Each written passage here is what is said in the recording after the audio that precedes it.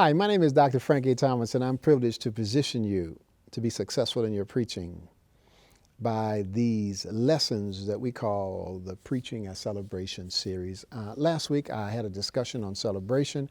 I was trying to explain to you the genius of the African American preaching tradition. It's its ability to celebrate the gospel.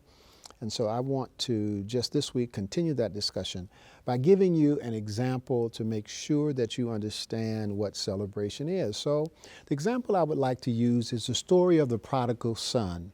And if you will allow me, I would like to suspend the elder brother from the story of the prodigal son just for these illustrative purposes only.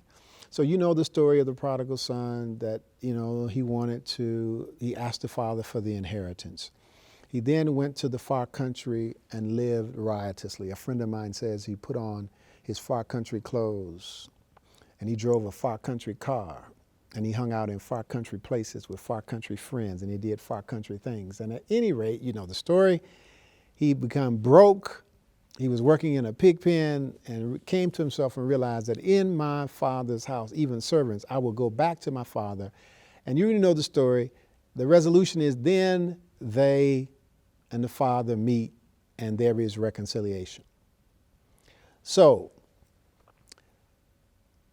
why the party? That's what I want to talk about. Now, the story could have ended right there with the father and the son hugging. Now, strictly, and according to the biblical text, the party is necessary probably to set up the drama of the elder brother. But I'm suspending the elder brother, if you will allow me, just to make this point. Why the party? I mean, the story could end it with no party. I mean, why the party? This is what celebration is, a party. Why have a party? Why is it that when people receive good news, they throw a party? Why do we have a graduation party? Why when our soccer team or our basketball team or our football team, why do we throw a party? What's the role of celebration? Well, celebration is communal.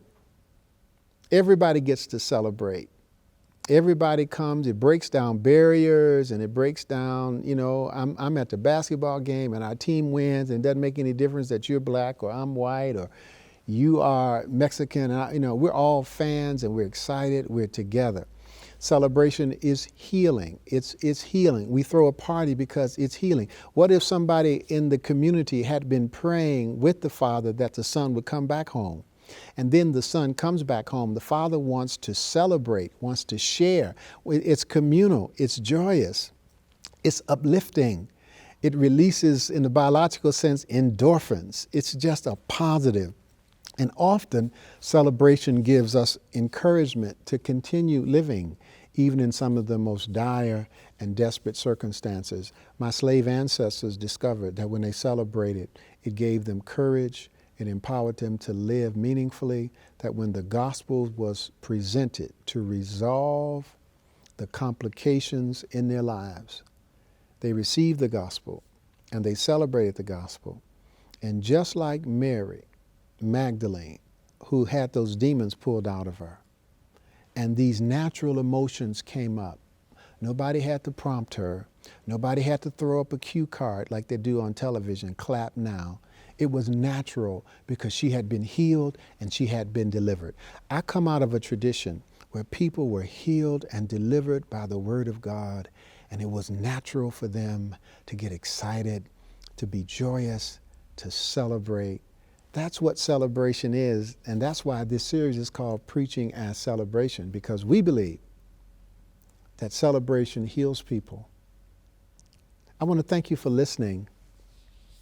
I thank you for your attention to all these videos. Thank you for praying for me. Thank you for just giving your time. I want you to know that every Monday we do a Periscope call, 8 o'clock a.m. Eastern Time, on preaching. Many of these kinds of questions and comments are made in that Periscope time.